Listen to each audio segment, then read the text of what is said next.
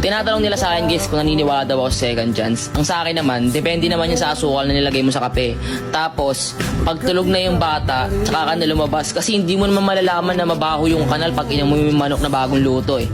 Kasi pansinin nyo yung mga isda, pag hindi yan nakahinga sa lupa, paano yung mga ostrich? Yung mga dinosaur, di ba, wala na sa mundo.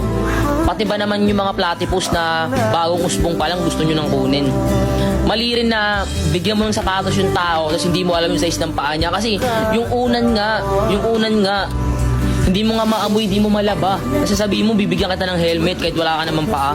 Anong gusto mong patunayan sa akin?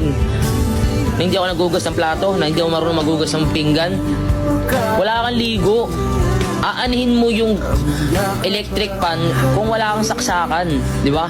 Di ba? Isipin niyo na lang guys, isipin niyo yung thermos, pag lumamig yan guys, wala kang magagawa.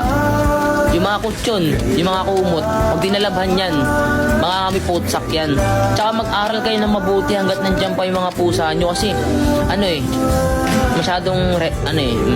masyado siyang malalim kasi akong salita masyado